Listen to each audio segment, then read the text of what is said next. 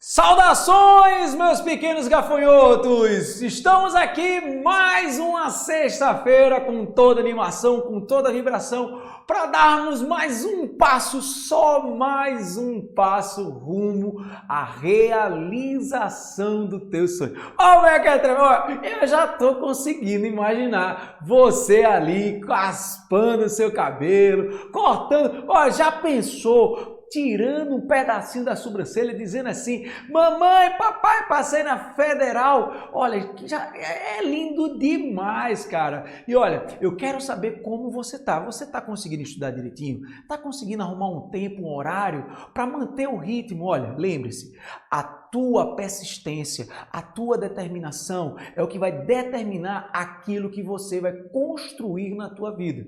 Saiba que eu estou aqui confiando no teu potencial e eu sei que você vai dar o seu melhor. E para que a gente possa dar mais esse passo, nossa aula de hoje ela fecha esse ciclo da calorimetria, porque agora a gente vai falar da troca de calor. Olha, vamos entender o que foi que a gente já viu até o presente momento. Nós já definimos o conceito de temperatura, nós já definimos o conceito de calor, nós já entendemos que esse calor ele pode ser medido ou pela mudança do estado físico, que é o calor latente, ou apenas o aumento da temperatura sem a alteração do estado físico, que é o calor sensível. Só que o universo, ele sempre interage e esse universo ele está em constante troca de energia. E na nossa aula de hoje, a gente vai falar de quê? De quê? De quê? Joga na tela, Robertão! Aê, meu garotinho! Nós vamos falar da troca de calor. Pois é, pessoal, Robertão, joga para mim, Robertão.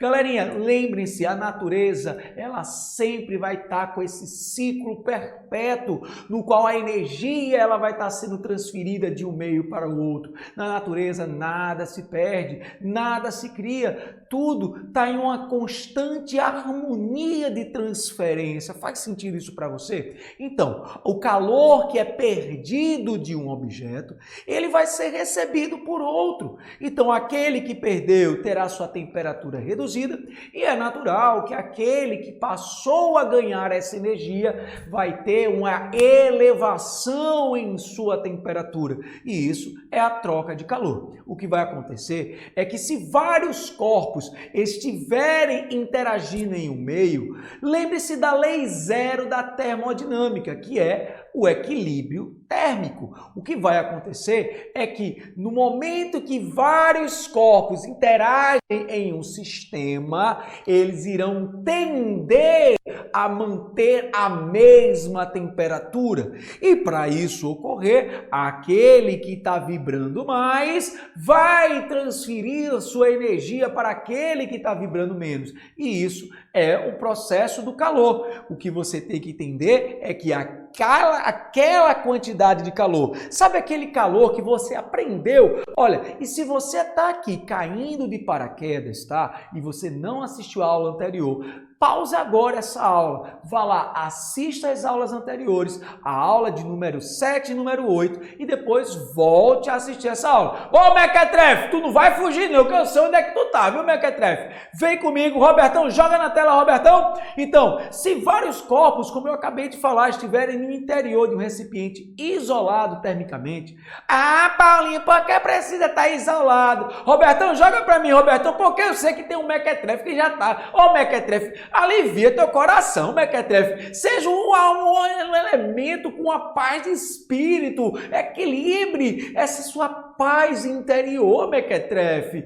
Precisa-se de um sistema isolado para que o meio externo não interfira nesse processo de troca. Faz sentido que se você está com um copo que ele está destampado, você vai ter a interferência do meio externo dentro desse sistema e aí fica difícil de você fazer uma análise mais completa. Então, no momento que eles buscam esse equilíbrio, nós vamos estar tendo essa troca de calor. Esse sistema isolado, ele vai ter nome e chama-se calorímetro. Então, quando você estiver lendo o enunciado e encontrar a palavra calorímetro, Paulinho, o que é um calorímetro? É um recipiente. Ô, Mequetrefe, pelo amor de Deus, Mequetrefe, não seja assim, alivie esse teu coração.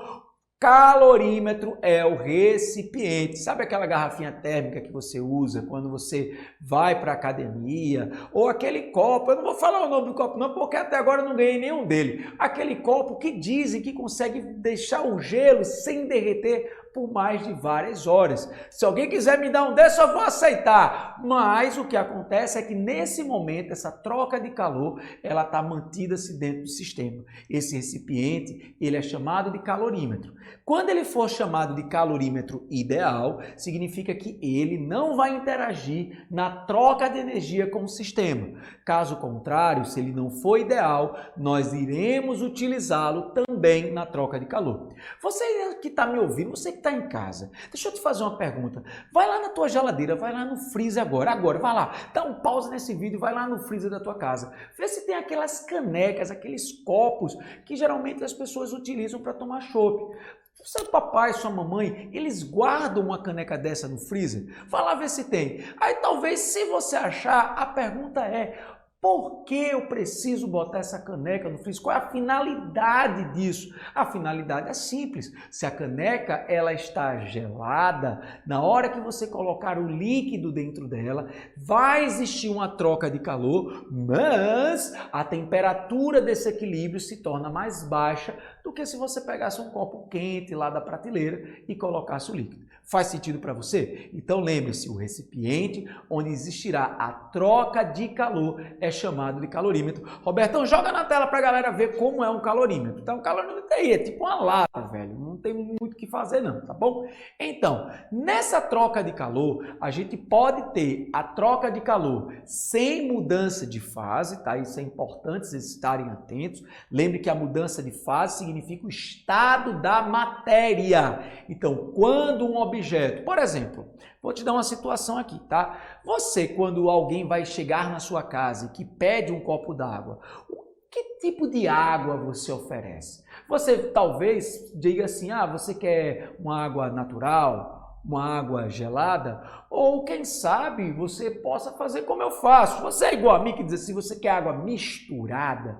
E o que que você faz com a água misturada? Você joga um tiquinho de um tiquinho de outro, até a água ficar na temperatura agradável. Sabe um bebê recém-nascido? Você sabe que ele não pode simplesmente entrar em uma banheira que a água esteja com temperatura muito baixa. Lembre-se que o corpinho dele passou vários meses lá dentro da barriguinha da mamãe e naquele ambiente existia um líquido que tinha uma temperatura. Então essa mudança de temperatura drúpida pode gerar choque térmicos na criança. Então por isso que é importante você sempre colocar uma aguinha morninha dentro da banheira. Então você está fazendo uma troca de energia. E aí eu te pergunto, houve mudança de fase?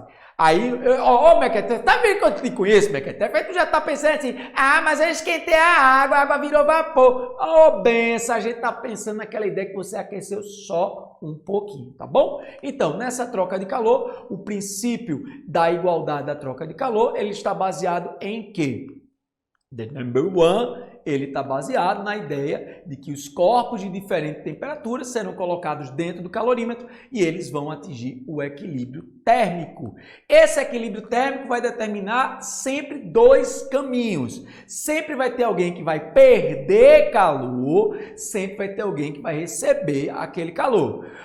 Paulinho, se tiver mais de 2 objetos, Mequetrefe, não tem problema, pode ter quantos quiserem, porque a ideia é que sempre alguém perde energia para entrar no equilíbrio e sempre alguém ganha energia. Olha, deixa eu te fazer aqui um questionamento. Imagine agora você com muita fome. Tenta imaginar aquela fome que a barriguinha tá doendo e aí você diz, poxa, eu tô com vontade de comer um ovo cozido.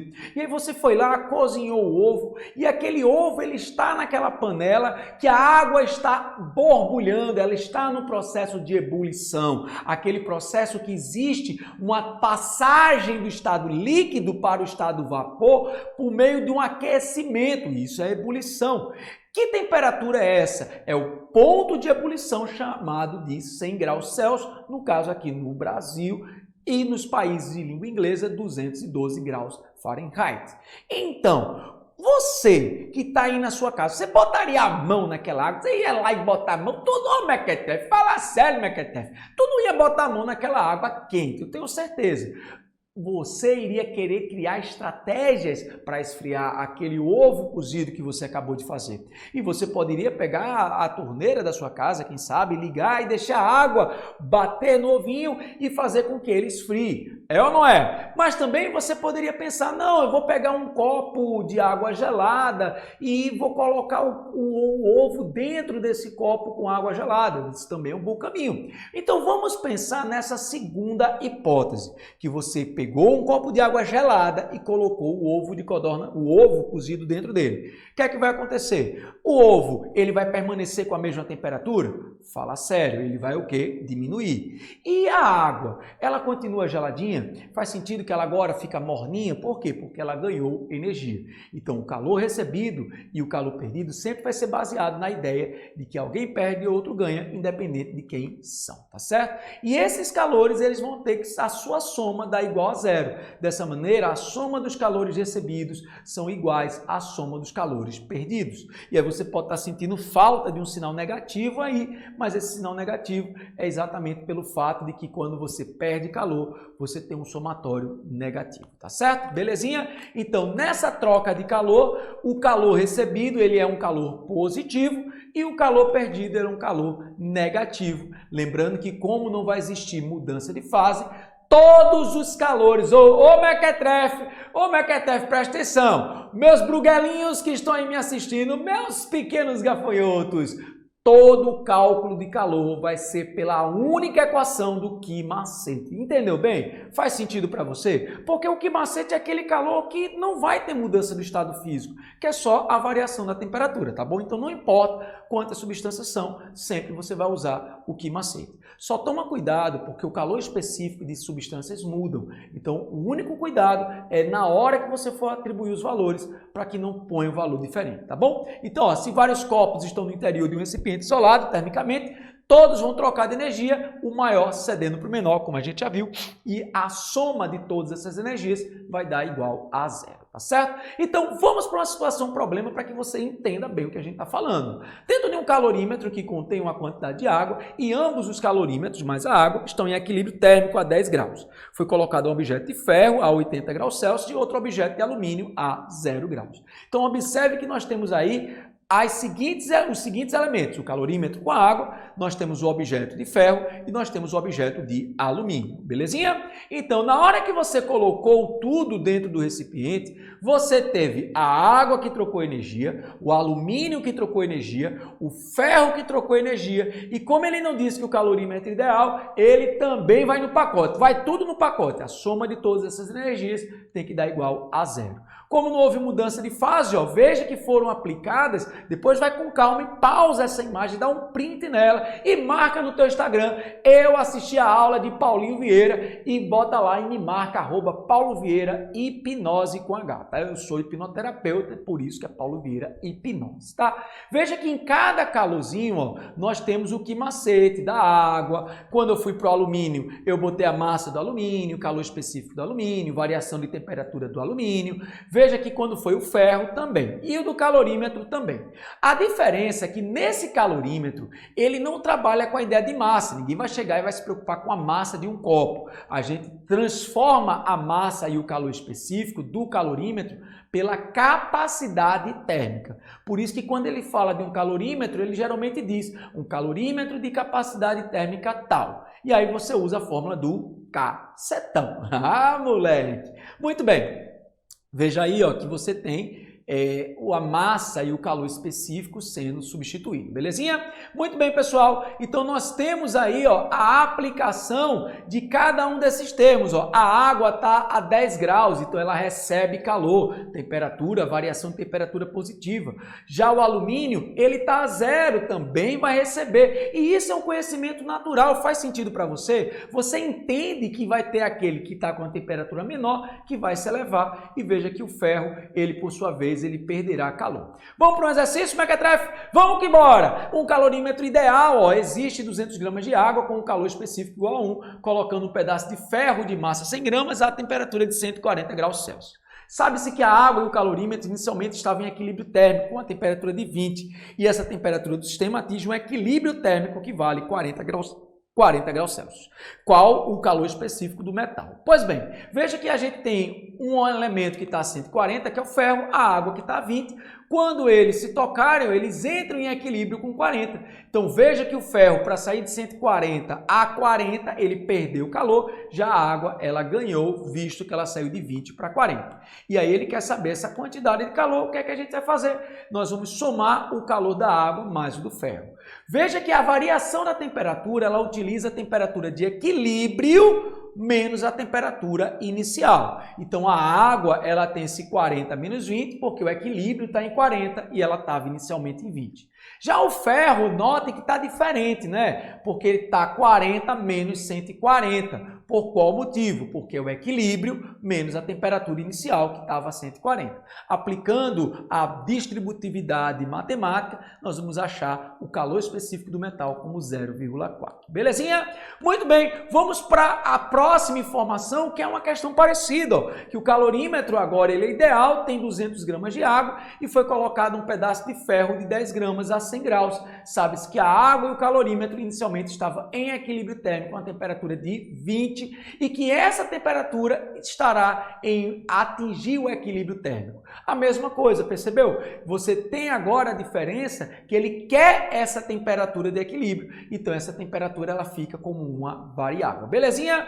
Muito bem. E agora você deve estar se perguntando, Paulinho, e se tiver mudança de fase? Pois é, se tiver mudança de fase, você além de acrescentar o quimacete, você vai precisar acrescentar o quimolesa. E nesse caso, o que acontece, pessoal, é que vai existir um equilíbrio. E antes da gente finalizar essa aula, eu queria falar para você de algo muito importante, que é do derretimento do gelo. O que é que acontece? Quando você bota uma pedrinha de gelo em um recipiente com água, no momento em que há o contato, tanto a água quanto o gelo, elas vão atingir uma temperatura de 0 graus água. Lembrando que nas temperaturas críticas, que é o 0 e o 100, você tem que ter o cuidado no estado físico. Por exemplo, 0 graus água, ele está no estado líquido. 0 graus gelo, ele está no estado sólido. Belezinha? Então, ó, vamos imaginar um pedaço de gelo no copo. Eu quero saber quanto de gelo sobrou, o que vai acontecer.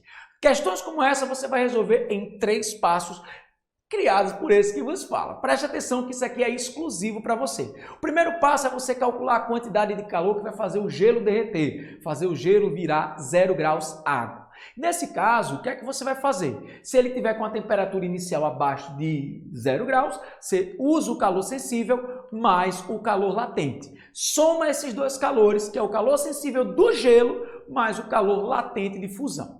Pode acontecer que tem questões que coloquem os gelos já a 0 graus gelo e você precisa apenas do calor latente, tá bom? Belezinha? Fez esse cálculo, guarda esse valor e a gente vai para o segundo passo, tá? O segundo passo ele é mais fácil ainda, porque você vai pegar o calor que vai fazer o líquido chegar a 0 graus, que é um calor sensível. Você foi lá e aplicou esse calor sensível. O terceiro passo é a análise dos casos. O que é que vai acontecer? Dependendo dos valores que você obtiver, o resultado ele vai trazer hipóteses para a gente. Então, na discussão do caso, vamos para a primeira situação. Se o valor total do gelo for maior do que o da água, isso quer dizer o quê? Que o gelo ele não vai derreter por inteiro, que ainda vai ter uma porção de gelo dentro do copo. Você já botou gelo num copo e ainda permaneceu gelo? Pois é. Então, se o calor do gelo for maior do que o da água, significa que sobra gelo. Paulinho, como é que eu calculo essa massa do gelo derretida? Uma regrinha de 3. Lembrando que você já calculou o calor do gelo. Aquele valor derrete todo o gelo. Então, digamos que você achou um valor de 1000 e você tinha 10 gramas de gelo. Isso quer dizer o quê? Que aquele valor 1000 vai derreter os 10 gramas. Mas aí você achou o calor da água, que foi aquele fornecido. Fazendo regrinha de 3, você acha a massa derretida. O que pode acontecer é que ele ainda pode pedir duas outras coisas, que é a massa do gelo restante, e aí você pega o gelo que você tinha menos o que derreteu, ou ele pode pedir a massa da água que vai ficar na substância, que aí você vai fazer o que agora? A água total é a água que eu tinha no início, mais aquela água derretida. Na segunda parte, no segundo caso, é se esses calores forem iguais. O calor do gelo igual ao da água significa que todo o gelo derrete e a temperatura fica a 0 graus. Já se o calor da água, se o calor que você achou da água for maior do que o gelo, significa que todo o gelo vai derreter e o excedente do calor da água vai fazer com que a água eleve a temperatura. Para isso, o que é que você vai fazer? Você vai pegar a diferença do calor do gelo, da água menos o do gelo, tá bom? Essa diferença, ela é o que excede para o aumento da temperatura. Igual a quem? A soma da massa do gelo e da água. E aí você, mequetrefe, deve estar dizendo, Paulinho, por quê, né? Gelo? Ô, benção, lembre que ele já derreteu, tá bom? Vezes o calor específico da água, que é 1, e T. E aí você deve estar perguntando, mas Paulinho, não era sempre ΔT? Por que agora é só T? Porque ele vai sair do zero para a temperatura, então a gente não precisa desse ΔT.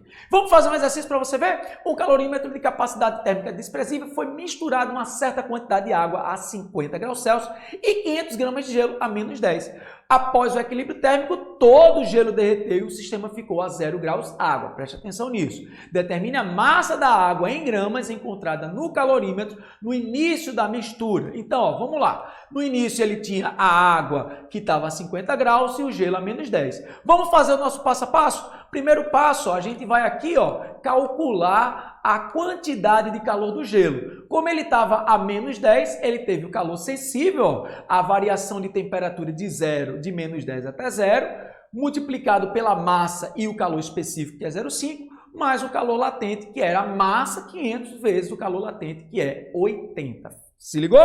Esse resultado vai dar 42.500. Guarda esse valor. O que é que a gente vai fazer agora? A gente vai calcular o calor da água. Só que como o enunciado diz que o gelo está a 0 graus, ou seja, o gelo derreteu e está a 0 graus, estamos em qual dos casos? No segundo, em que o calor do gelo é igual ao calor da água. Nesse caso, pessoal, todo o gelo derreteu e a temperatura do sistema está a 0. Então, a gente vai igualar o calor do gelo, 42.500, igual a massa da água, vezes quem? O calor específico, vezes 50, que era a temperatura inicial. Dessa maneira, a gente identifica que dentro do sistema existia 850 gramas de água. Robertão, joga para mim, Robertão. Muito bem, pessoal, com isso nós finalizamos a nossa aula de hoje. E na nossa aula de hoje a gente entendeu que essa troca de calor é muito mais natural do que a gente imagina, que sempre um corpo vai estar na disposição de perder calor, outro de receber, e essa troca de calor, a soma dessas energias tem que dar igual a 0. Quando não existe mudança de fase nessa troca de calor, nós usamos apenas o calor sensível dos elementos. E quando há a mudança, temos que acrescentar o calor latente. Pois bem, pessoal, eu espero que você tenha gostado dessa aula. Se você ficou com alguma dúvida, vai lá no meu Instagram, @PauloVieiraHipnose. É este que vos fala e eu vou estar lá com o maior carinho para te receber e te ajudar.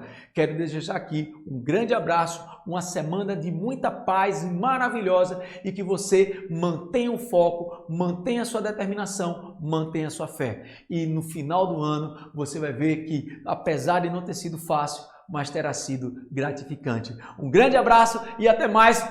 um cheiro lá e você sabe onde é esse lar, no fundo do seu coração. Até mais, até sexta que vem. Tchau, tchau.